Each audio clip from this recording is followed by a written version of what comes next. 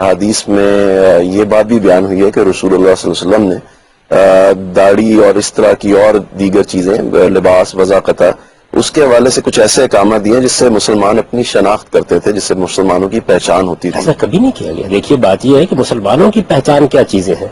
رسول اللہ علیہ وسلم کی ایک بڑی ہی خوبصورت حدیث ہے جس میں جبریل امین نے آپ کے ساتھ ملاقات کی ہے اور اس میں یہ سوال کیا گیا کہ اسلام کیا ہے.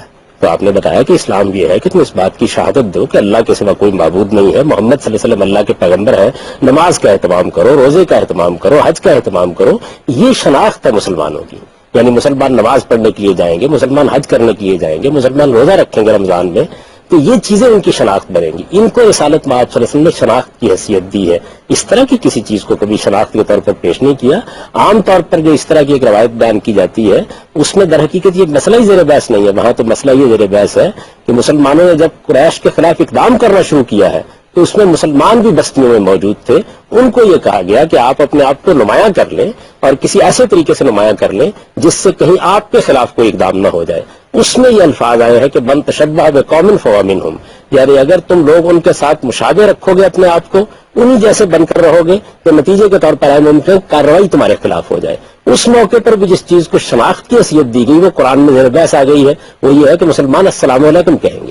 یہ مسلمانوں کا شعار قرار دیا گیا. اس طرح کی کسی چیز کو کبھی شناخت نہیں بنایا گیا. تو روایات کے معاملے میں یہ چیز ذہن میں رکھنی چاہیے کہ ان کو سمجھنا پڑتا ہے، ان کے اندر اتر کر ان کا دیکھنا پڑتا ہے، تمام روایات کو جمع کرنا پڑتا ہے اور پھر قرآن مجید کی روشنی میں ان کا جب جائزہ لیا جاتا ہے تو ان کی صحیح صورت ہمارے سامنے آتی ہے. لیکن جو ٹخنوں سے اوپر کپڑا رکھنے کی ہدایت ہے اس کا تعلق تو یہود سے نہیں ہے، وہ تو مجرد حکم دیا گیا. نہیں، اس میں بھی یہی بات واضح طور پر بیان کر دی گئی ہے کہ لوگ عام طور پر اسبال اختیار کرتے تھے. یہ عربی زبان کی ایک خاص تعبیر ہے.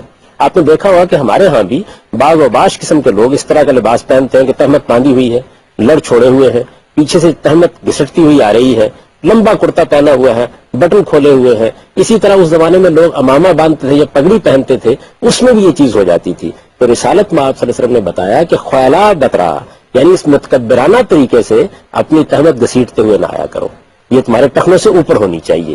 اس معاملے میں تو بالکل واضح ہو گئی اس وقت صورتحال جب سیدنا ابوبکر صدیق نے آپ کی خدمت میں عرض کیا کہ میری تہمت تو بعض اوقات نہیں رہتی اور وہ لٹک جاتی ہے. تو آپ نے فرمایا کہ معاذ اللہ تم کوئی ان متکبرین میں سے ہو. تو اس سے بھی مقصود یہ تھا کہ متکبرانہ وضع قطع نہیں ہونی چاہیے. آپ کی بات کا مطلب یہ ہے کہ اطلاق کے لحاظ سے اگر ہمیں ان اصولوں پر کوئی چیز غلط نظر آئے گی تب کریں گے، ورنہ جینز وغیرہ یہ سب آپ کے نزدیک ظاہر بات ہے کہ جو لباس بھی آپ پہنیں گے، آج آپ ایک لباس پہنتے ہیں، کل دوسرا پہنتے ہیں، ایک ملک میں ایک لباس پہنتے ہیں، دوسرے ملک میں دوسرا لباس پہنتے ہیں. لباس میں زمانے کے لحاظ سے تبدیلیاں ہوتی رہتی ہیں، تمدن کے لحاظ سے تبدیلیاں ہوتی رہتی ہیں، موسموں کے لحاظ سے اس میں بہت فرق کرنا پڑتا ہے. یعنی لباس کے بے شمار پہلو ہیں. تو ہم یہ دیکھیں گے کیا اس میں اسلام کے کسی اخلاقی اصول کی خلاف ورزی نہیں ہو رہی.